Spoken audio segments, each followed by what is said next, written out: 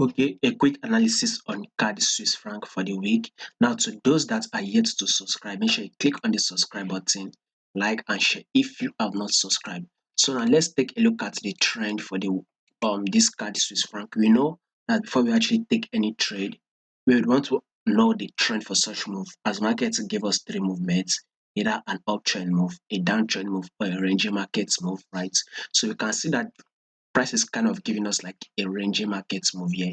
At first, kind of, will I say, a confusing movement, right? Can't really predict well.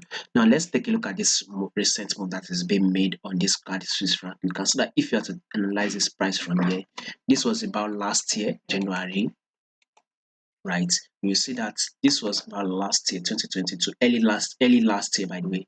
So price gave us, drop, right? Kind of like a drop.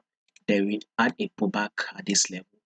Then another drop was made that came to test this level. So we know, if you are following, we'd have known this was a key level. The reason is that there was a rejection here, and there's also a rejection at this level. So basically, price got to the same level and gave us a reaction. Thereby, a pullback was made, and now another drop has been made. So we're having a pullback. So this pullback will be over soon. So once this pullback is over soon, another drop will be made. By the way, pullback is playing out, and pullback will be over. So let's see if this pullback will actually give us about 80 pips. So I mean that no more much movements that will be made on CAD CAD Swiss franc. Expect CAD Swiss franc to drop anytime soon. Though we are making a pullback, but the pullback would be over. Let's see if the pullback will be over this week. Once the pullback is over, then we will see a drop on this CAD Swiss franc, right? So I've highlighted this level, right? You will see that it is more useful. The reason is that when we get to the daily time frame, you will be able to spot it very well.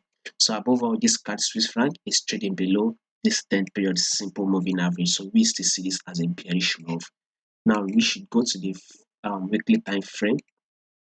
So we saw in this CAD Swiss franc 2 weeks ago, we actually had a bullish move.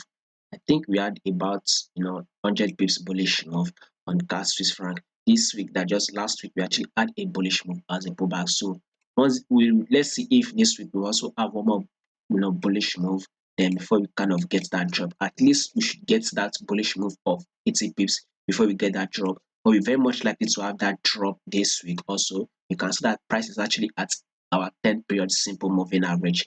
Price very much likely to reject. And you can also see that I've highlighted this level, which is this red up level, right? You see that price has once ranged within this level.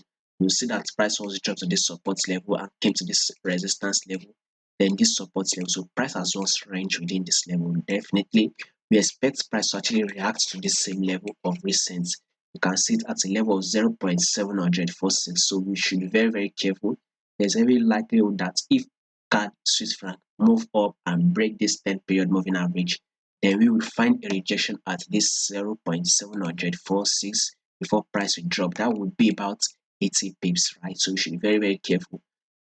Whereby price CAD Swiss franc will give us a drop at a 2 level. Whether it will get that drop at this level we are currently at, because a price has tapped our 10 period simple moving average. So there's very much likelihood that a drop will play out, or if in case price moves up more, then we should be able to see it reject at this level points 0.746 before we get a drop. So a drop on CAD Swiss franc is coming very soon.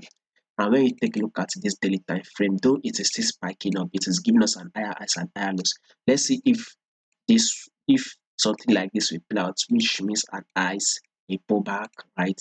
An highs again, a pullback, then an highs. Let's see if this pullback will be made. Once this pullback, maybe the final highs will come into play before this CAD Swiss franc will actually start dropping. Well, in the long run, CAD Swiss franc will still drop, and the forward time frame is still drop, right, which is at the pullback.